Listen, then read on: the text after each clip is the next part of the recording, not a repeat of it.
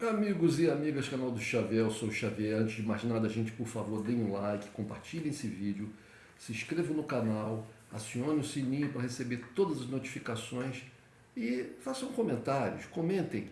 Se você se interessou, viu esse vídeo, porque obviamente você tem alguma relação, algum interesse sobre esse assunto, então faça um comentário.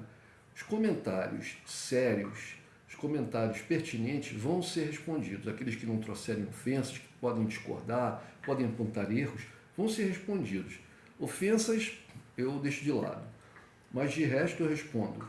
Ok, gente? E por favor, deem pelo menos o like e a inscrição no canal para ver se a gente faz esse canal crescer e continuamos nessa senda desse trabalho de trazer informação para as pessoas e debate sobre questões que são pertinentes, são importantes para todos nós que vivemos aqui no Rio de Janeiro, no Brasil e no mundo, porque eu também falo de coisas mundiais. Mas vamos ao que interessa. Vou começar lendo aqui um trecho de uma reportagem que diz o seguinte: a derrota de Matos ocorreu em meio a diversas críticas à gestão dele que iniciou em janeiro de 2021. Dois aspectos criticados são inclusive públicos. Desde que assumiu, Matos acabou com um grupo especializado no combate à corrupção, o GAEC, GAECC, e as investigações que estavam em andamento na área, inclusive a do senador Flávio Bolsonaro. Não tiveram maiores desdobramentos nos últimos 2 anos. Diferentes testemunhas que confessaram à imprensa, inclusive a essa coluna que eu estou lendo, participação no esquema, sequer foram chamados para prestar depoimentos. Pois bem, quem é Matos? Bom, Matos é um procurador do Ministério Público Estadual do Rio de Janeiro que está disputando o cargo de procurador-geral do Ministério Público aqui no Rio de Janeiro. Ele é o atual procurador e está tentando a reeleição. Então, essa mesma coluna do UOL, tá, é a coluna da Juliana Dalpiva, que é uma tremenda jornalista. Inclusive tem muitos e muitos trabalhos contando todos os meandros da vida da família Bolsonaro, o envolvimento com milicianos, com a bandidagem. Muito interessante, vocês podem procurar no YouTube que vocês vão ver. Juliana Dalpiva. Eu vou colocar até na descrição, vou colocar links para reportagens dessa impressionante, dessa fantástica jornalista. Então a matéria dela começa a seguinte: a pressão em torno da nomeação do próximo Procurador-Geral de Justiça do Rio de Janeiro aumentou desde o início da manhã desta quarta-feira. Nas últimas horas, o grupo que apoia o procurador Luciano Matos está fazendo pressão por sua recondução e pedindo apoio até entre ministros de cortes superiores em Brasília para defender o nome de Matos junto ao governador. Matos foi o segundo mais votado e a tendência é que o governador do Rio, Cláudio Castro, faça a nomeação da procuradora Leila Machado Costa. Ela foi a mais votada na eleição interna da categoria em dezembro. Ela foi a mais votada. De modo inédito, Matos não se reelegeu, ou seja, aqueles que são eleitos geralmente se reelegem. Ele não conseguiu se reeleger. Ele fez 437 votos, já Leila Machado Costa obteve 485 votos. Somaine Cerruti, terceira colocada, conseguiu apenas 126 votos. Gente, o que está em jogo nessa eleição? Bom, vou continuar lendo a matéria aqui. Pela Constituição Estadual, Rio de Janeiro, o governador é obrigado a escolher um dos 3 nomes da lista. Castro, porém, não precisa escolher o mais votado. Pode nomear qualquer um dos 3. Se Leila for nomeada, ela será a primeira mulher a comandar a instituição, a primeira mulher a ser procuradora-geral do Ministério Público no Rio de Janeiro. Ao saber da pressão do grupo de Matos, promotores passaram a organizar um abaixo-assinado em defesa da nomeação de Leila, a mais votada. O documento já conta com mais de 400 assinaturas. Os 3 mais votados assinaram cartas públicas se comprometendo a apoiar o candidato mais votado. Uma contrariedade à lista pode gerar uma crise sem precedentes no Ministério Público. Ou seja, o próprio Matos, que está fazendo de tudo agora para se reeleger, assinou um manifesto, uma carta pública, se comprometendo a apoiar o mais votado, e o mais votado não foi ele. O mais votado não foi ele. O mais votado foi a Leila. A Leila Machado Costa, procuradora Leila Machado Costa. A expectativa é que a nomeação seja decidida pelo governador até o final da semana, desta semana. Então, hoje é quarta-feira, amanhã é quinta, dia 5, dia 6. Ele tem que resolver isso até sexta-feira, dia 6, segundo aqui a coluna do UOL, a coluna da Juliana Dalpiva. A expectativa é que a nomeação seja decidida pelo governador até o final da semana. Essa escolha também pode definir o futuro de investigações que apuram casos de peculato, lavagem de dinheiro e organização criminosa envolvendo integrantes da família Bolsonaro. Aqui que está o X da questão, ou melhor, um dos X. Além disso, pode impactar o segundo X. Pode impactar nas investigações que apuram o assassinato da vereadora Marielle Franco e de seu motorista Anderson Gomes em 2018. Esta coluna apurou que o governador recebeu a lista tríplice dos 3 mais votados em dezembro, na segunda-feira, dia 2, das mãos de Marfan Vieira Martins, subprocurador-geral da Justiça de Relações Institucionais e Defesa de Prerrogativas do Ministério Público Rio de Janeiro. Martins participou da cerimônia de posse dos secretários e aproveitou a oportunidade para entregar o documento. Como a coluna antecipou, aliados do governador relataram que ele tem sido aconselhado a nomear a procuradora mais votada para evitar ampliar o conflito interno que existe dentro do Ministério Público. O fato do atual procurador ter sido menos votado que Leila Machado Costa demonstra que ele não possui força junto à base do Ministério Público, em especial os promotores de primeira instância. Caso o governador opte por não nomear a mais votada, existe risco de uma crise. Aliados de Castro se preocupam com as investigações relativas ao escândalo dos cargos secretos do CEPERJ, o terceiro X. Esse atinge diretamente o governador Cláudio Castro, revelado pelos repórteres Rubem Berta e Igor Melo do UOL no ano passado. Muitos procedimentos tramitam, inclusive, fora do âmbito da Procuradoria-Geral da Justiça, devido ao envolvimento de investigados sem foro privilegiado. A derrota de Matos ocorreu em meio a diversas críticas à gestão dele, que iniciou em janeiro de 2021. 2 aspectos criticados são, inclusive, públicos. Desde que assumiu, Matos acabou com um grupo especializado no combate à corrupção. Vejam, o atual Procurador-Geral da Justiça, no correr do seu mandato, acabou com um grupo especializado de combate à corrupção, o GAEC, o GAECC. E as investigações que estavam em andamento na área, inclusive a do senador Flávio Bolsonaro, não tiveram maiores desdobramentos nos últimos 2 anos. Diferentes testemunhas que confessaram à imprensa, inclusive a coluna, participação no esquema, sequer foram chamadas para prestar depoimento. Esse parágrafo, o último, foi aquele que eu li primeiro. Li primeiro para causar uma expectativa de quem está me escutando. Então vejam, nós temos aí 3 questões. O envolvimento da família Bolsonaro com as milícias e crime organizado no Rio de Janeiro.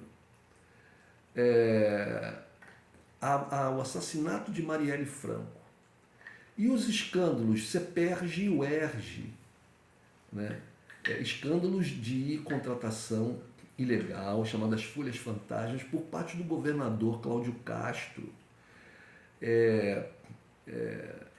Esse esquema do senhor Cláudio Castro, que inclusive em dezembro, se não me engano no dia 14 de dezembro, vou procurar outra matéria que vou ler ainda nesse vídeo, ele sofreu um revés na justiça com relação a essa questão.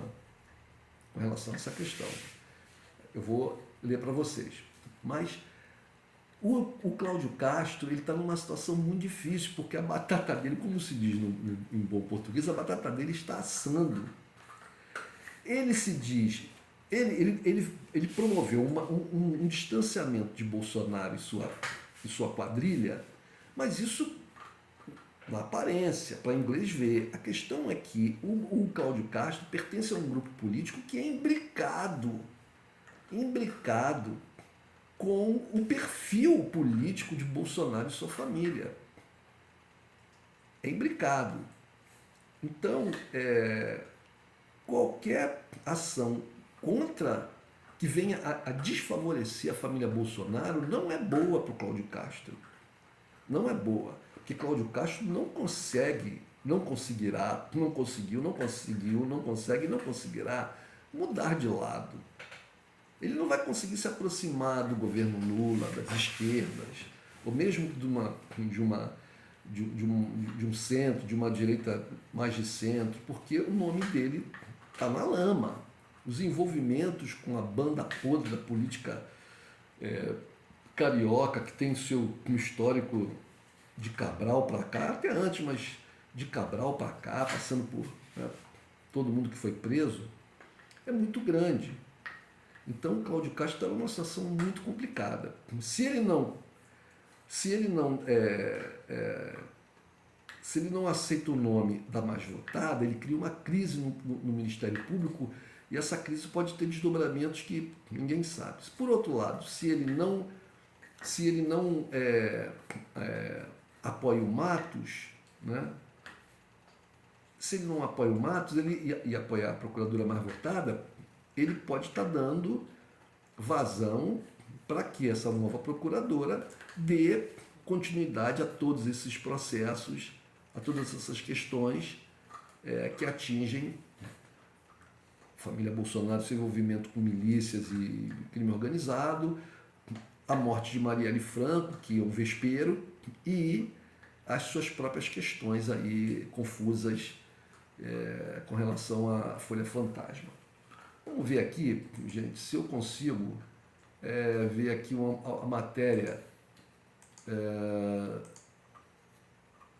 do Cláudio Castro. Vamos lá.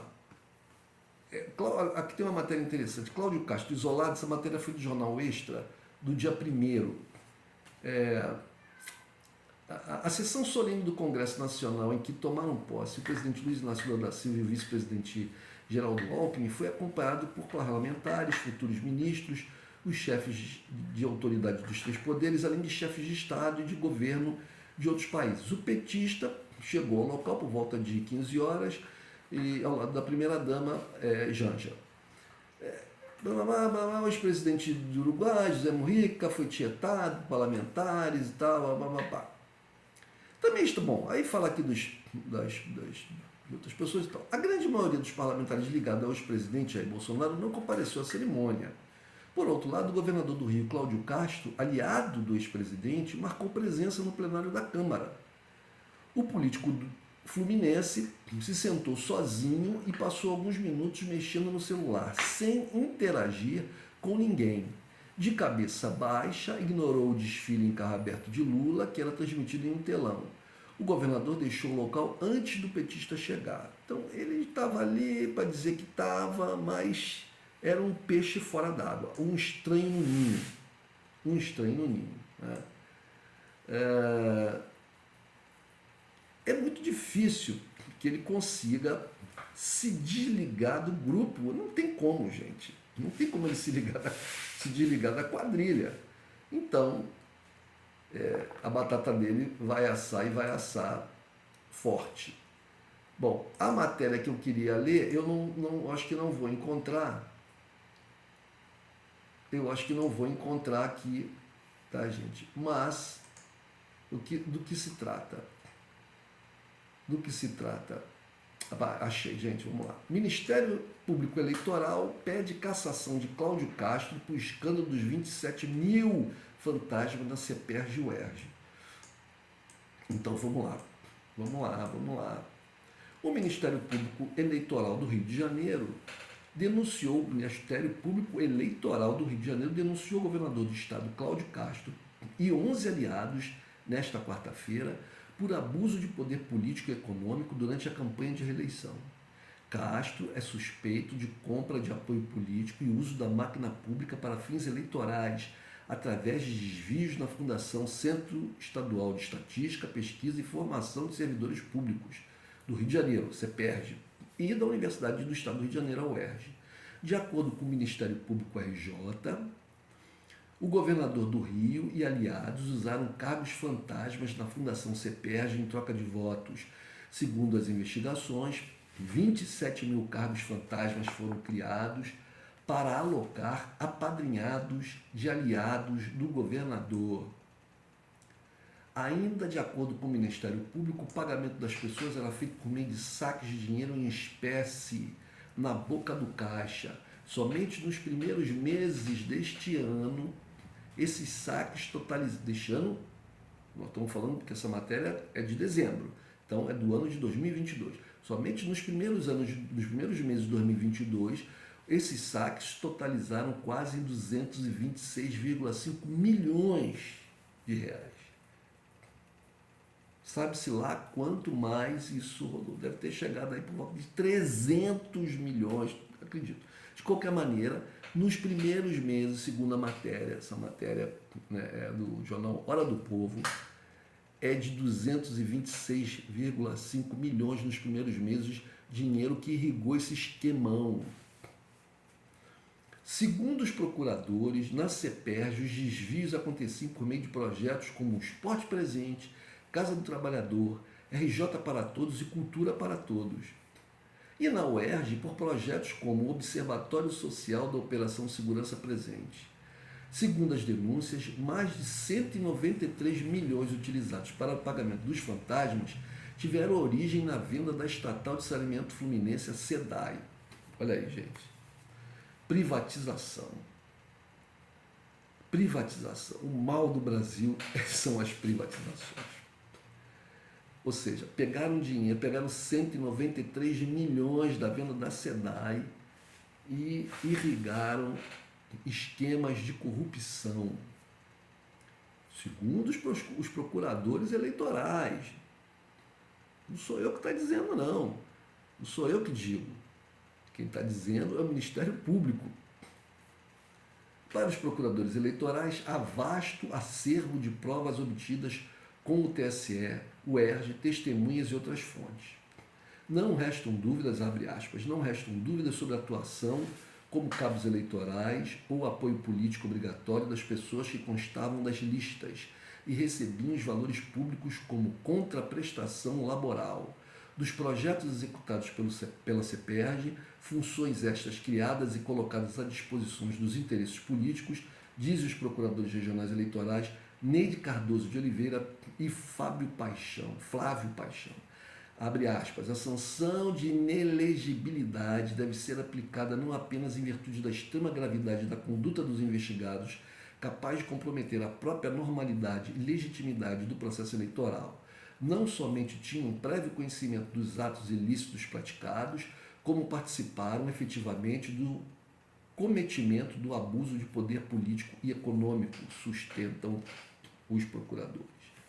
O Ministério Público também suspeita que esses funcionários fantasmas devolviam uma parte de seus salários para financiar a campanha do governador eleito e de seus principais aliados, como o secretário de governo Rodrigo Bacelar e outras 10 pessoas. O caso agora será encaminhado para o Tribunal Regional Eleitoral do Rio de Janeiro.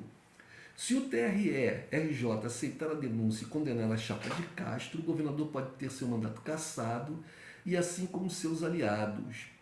Adversário de Cláudio Castro nas eleições de outubro, Marcelo Freixo denunciou ao longo de toda a campanha eleitoral o criminoso esquema de compra de apoio político com o uso da máquina pública para o atual governador. É verdade. A campanha do Freixo era era também, né, de forma muito enfática, a denúncia sobre esse esquema.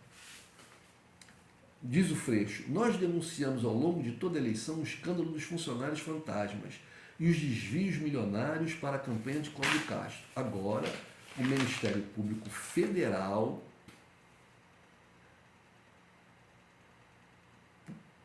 no caso aqui está dizendo que agora é o Ministério Público Federal, mas é o Ministério Público Eleitoral. pede cassação do governador por abuso de poder econômico e político. O Rio de Janeiro não pode continuar refém da corrupção, afirmou Freixo em suas redes sociais. Então, gente, não sei nem se vou continuar aqui com a matéria. Bom, aqui em nota, o governo do estado informou que a coligação Rio Unido e Mais Forte vai apresentar os esclarecimentos necessários à Justiça Eleitoral em tempo oportuno para comprovar a conduta idônea da chapa eleita no pleito ao governo do estado. O governador Cláudio Castro e o vice-governador eleito Tiago Pampolha estão seguros de que todos os pontos levantados serão respondidos a fim de confirmar a lisura da chapa no processo eleitoral, diz a nota. Os acusados são Cláudio Bonfim de Castro e Silva, governador, Tiago Pampolha Gonçalves, vice, Rodrigo da Silva Bacelar, ex-secretário de governo e deputado estadual reeleito, Gutenberg de Paula Fonseca, esqueci de falar os respectivos partidos, o Cláudio Castro é do PL, o Tiago Pampolha é do União Brasil, o PL, que é o partido do Bolsonaro. O Rodrigo da Silva Bacelar é do PL. O Gutenberg de Paula Fonseca, ex-secretário de Esporte, Lazer e Juventude e eleito suplente de deputado federal pelo PL. Leonardo Vieira Mendes, ex-secretário de Defesa do Consumidor e deputado estadual reeleito pelo PSC. Áureo Lídio Moreira Ribeiro, deputado federal eleito pelo Solidariedade. Bernardo Chin Rossi, ex-deputado estadual, Solidariedade. Alan Borges, ex-subsecretário estadual de Infraestrutura e Obras. Max Lemos, secretário estadual de Infraestrutura e Obras e deputado federal eleito pelo PROS. Marcos Vinícius da Silva Barbosa, eleito suplente de deputado federal pelo Podemos. Patrick Welber Atela, secretário estadual de Trabalho e Renda. Daniele Christian Ribeiro Barros, secretário estadual de Cultura e Economia Criativa. Muito bem, muito bem, muito bem, muito bem.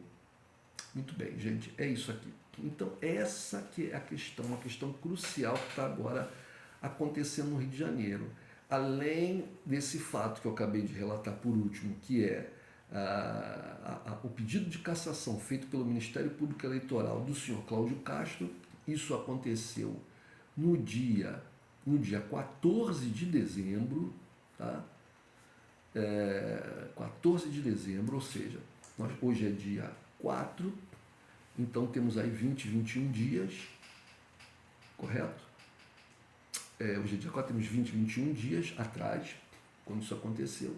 Quer dizer, além desse pedido de cassação de Cláudio Castro pelo escândalo dos 27 mil fantasmas na CEPERJ da UERJ, feito pelo Ministério Público Eleitoral, nós temos a questão crucial aqui para o Rio de Janeiro também, que é a disputa pela chefia do Ministério Público RJ. Ou seja, a coisa está fervendo no Rio de Janeiro e os próximos capítulos dessa novela serão bastante emocionantes. Eu vou fazer aqui uma previsão, que é um achismo meu. Eu acho que Cláudio Castro vai ser cassado e acho também que Cláudio Castro sabe disso. Ele sabe que as chances, vamos dizer assim, que as chances dele ser cassado são muito grandes, muito grandes. Então, ele e os seus devem estar se preparando, né, para diminuir os efeitos colaterais disso tudo contra eles. Vão tentar vão tentar postergar as questões, como fazem aqueles que têm problemas na justiça, né? Colocam advogados e ficam ali tentando postergar. Um direito de quem é acusado.